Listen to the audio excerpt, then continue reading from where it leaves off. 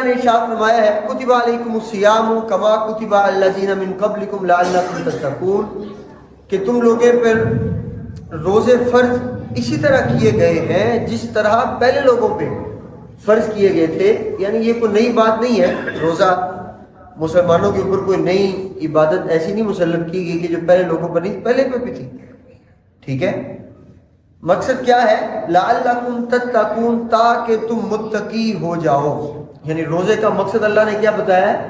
تقوی، کہ ہم تقوی والے ہو جائیں.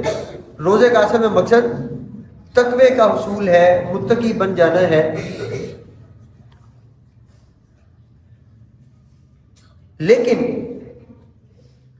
تقوی کی بات تو ایک اس کا مقصد بتا دیا نا. روزے کے واجب ہونے کی شرطیں کیا ہیں؟ عام طور پہ وہی ہیں جو زکوٰۃ کے لیے تھی. سب سے پہلے انسان کا مسلمان ہونا ضروری ہے، غیر مسلم پہ روزہ فرض نہیں ہوتا. اس کے بعد انسان کا بالغ ہونا ضروری ہے، بچے کے اوپر جو نابالغ بچہ ہے اس کے اوپر روزہ فرض نہیں ہے. لیکن بچے کی تربیت کے لیے اگر بچے کی صحت اچھی ہے، بچے کی صحت اجازت دیتی ہے کہ وہ روزہ رکھ سکتا ہے، تو اس کی تربیت کے لیے اس کو اگر آپ سمجھتے ہیں کہ بچہ اس عمر کو پہنچ چکا ہے کہ وہ روزہ برداشت کر سکتا ہے، پھر رکھوانا چاہیے تاکہ بچوں میں اسلام کی تھوڑی سی پریکٹس جو ہے وہ شروع ہو جائے. پھر انسان کا عقل مند ہونا ضروری ہے، عاقل باشعور ہونا ضروری ہے. جو بیچارہ ذہنی توازن کسی انسان کا اگر درست نہیں ہے تو وہ اللہ کی عبادات کا مکلف، ہاں رکھ لے روزہ تو اچھی بات ہے، کیونکہ اس کو شعور ہی نہیں ہے روزہ رکھنا کیسے ہے، اس میں کیا کیا پابندیاں کرنی ہیں، اس میں کیا کیا جو ہے اس کے احکامات ہیں، وہ تو بیچارہ اس چیز کا مکلف نہیں ہے. یہ اسلام کا خاصہ ہے، لا یکلف اللہ نفسا الا وسعها، کہ اسلام کسی بھی انسان کو اس کی طاقت سے بڑھ کر تکلیف میں نہیں ڈالا کرتا. اچھا، پھر انسان کا قادر ہونا ضروری ہے روزے کے اوپر. پھر مقیم ہونا شرط ہے، یعنی اپنے علاقے میں مقیم ہونا شرط ہے، اس کے اوپر روزہ فرض ہے. اور اگر مسافر ہے تو اسلام نے اس کو رخصت دی ہے کہ چلو ابھی نہ کرو، بعد میں کر لینا. یعنی مطلب اس کا یہ ہے، مقیم انسان کا مطلب یہ ہے کہ انسان اپنے شہر میں مقیم ہوگا، اس کو سہولیات ہوں گی، اپنے کام کر سکتا ہے، سارا کچھ کر سکتا ہے. لیکن جو مسافر ہے اگر تو اس کو لگتا ہے کہ وہ ایسی جگہ پر ہے، اس کو سہولیات ہیں کہ وہ روزہ مکمل کر سکتا ہے، تو پھر تو رکھنا بہتر ہے. بہتر تو یہ ہے کہ رمضان کے روزے رمضان میں ہی رکھے جائیں، کیونکہ آج کے دور میں وہ سفر کی وہ مشکلات یا صعوبتیں نہیں ہیں جو اس دور میں ہوا کرتی تھیں. اس دور میں سفر صحرا تھا، گرمی تھی اور پیدل سفر کرتے تھے، مشکلات تھیں یا سواریاں تھیں. آج کے دور میں تو اے سی والی گاڑیاں ہیں جو دنوں کا سفر ہے گھنٹوں میں ہو جاتا ہے. تو میرا نہیں خیال کہ آج کے دور میں وہ مشکلات پائی جاتی ہیں. لیکن پھر بھی اگر کوئی انسان مسافر ہے تو وہ دیکھ لے، اگر تو روزہ رکھ سکتا ہے تو اچھی بات ہے، بہتر تو یہی ہے. لیکن اگر نہ بھی رکھ سکے تو اسلام نے اس کو رخصت دی ہے کہ چلو ابھی نہ رکھو، بعد میں قضا کر لینا. لیکن پھر سن لے، بہتر یہ ہے کہ رمضان کے روزے رمضان میں ہی رکھے جائیں. رمضان کے روزے رمضان میں رکھنا آسان ہوتا ہے، بعد میں رکھنا بڑا مشکل ہو جاتا ہے. یہ آپ تجربہ شاید کسی نے کیا ہو. پھر کیا ہے؟ سالما من الموانع، کہ انسان ایسے اعذار سے بھی محفوظ ہو. اعذار عذر کی جمع ہے، یعنی اسے کوئی ایسا عذر لاحق نہ آ جائے کہ جس سے وہ روزہ رکھنے سے قاصر ہو جائے. اب کون سا عذر ہے؟ عام طور پہ یہ عذر خواتین کے لیے ہوتے ہیں کہ جن کو کبھی ماہوار کا ایک مسئلہ ہوتا ہے کہ وہ 2 دن 3 دن، تو اگر کسی عورت کے ماہوار کے دن آ جاتے ہیں، اس میں حیض جسے کہا جاتا ہے، تو اس دوران پھر وہ روزہ نہیں رکھے گی، البتہ رمضان کے بعد اس کو پھر وہ کیا ہے؟ قضا کر لے گی.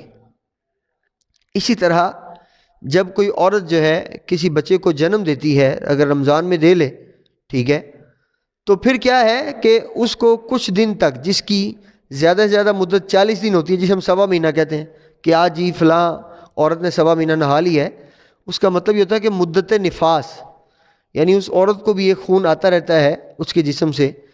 تو اسلام کہتا ہے اگر اس کو نفاس کا خون آ رہا ہے تو اس کو بھی رخصت ہے کہ ابھی روزے نہ رکھے، بعد میں جو ہے رمضان کے بعد جب اس کا نفاس کا خون ختم ہو جائے گا تو پھر جا کے وہ اس کو روزے قضا کر سکتی ہے. یہ اب اس عورت کو پتہ ہے، کیونکہ زیادہ سے زیادہ مدت 40 دن ہوتی ہے، اس لیے احتیاطاً سوا مہینہ کہہ لیتے ہیں. کم سے کم مدت 3 دن بھی ہوتی ہے. اسلام نے دونوں آپشن دیے ہیں. اب یہ عورت کو پتہ ہے کہ کب اس کی مدت ختم ہو رہی ہے یا نہیں ہو رہی ہے, اللہ بہتر جانتا ہے, یا عورت بہتر جانتی ہے. عورت کے جتنے معاملات ہوتے ہیں یاد رکھ لیں, اسلام اس کے اندر عورت کے قول کا اعتبار کرتا ہے.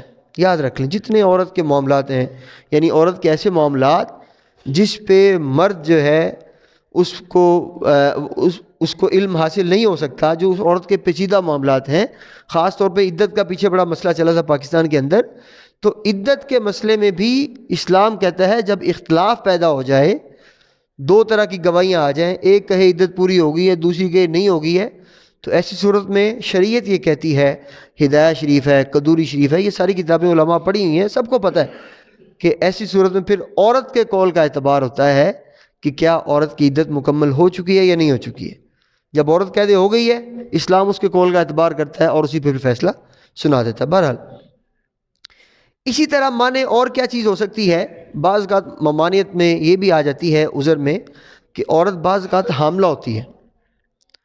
تو حاملہ عورت کے لیے اگر ڈاکٹر اس کا چیک اپ کریں, اس کا وہ ٹیسٹ ہوتے ہیں, ایچ بی ہوتا ہے, وہ ٹیسٹ وغیرہ خون کے ہوتے ہیں سارے, اگر تو ڈاکٹر اجازت دے دیں کہ ٹھیک ہے آپ روزہ رکھ لیں تو بچے کی صحت پہ اثر نہیں پڑے گا, تو پھر تو عورت روزہ رکھ سکتی ہے. لیکن اگر عورت حامل ہے اور روزے سے وجہ سے اس کی صحت پہ یا بچے کی صحت پہ اثر پڑ سکتا ہے, تو اسلام اس کو اجازت دیتا ہے ٹھیک ہے تم ابھی نہ رکھو, بعد میں قضا کر لینا. اسی طرح اگر عورت اپنے بچے کو دودھ پلا رہی ہے, چونکہ وہ فرض ہے, وہ بھی بچے کی ضروریت ہے, بچے کا حق ہے ماں کے اوپر بچے کو دودھ پلانا. قرآن نے جو ہے 2 سال کی مدت بیان کی ہے. تو اگر تو عورت کو لگتا ہے کہ دودھ پلانے سے اس کی صحت پہ اثر نہیں پڑے گا یا روزہ رکھنے سے دودھ آنا بند نہیں ہو جائے گا, تو پھر تو وہ روزہ رکھ لے.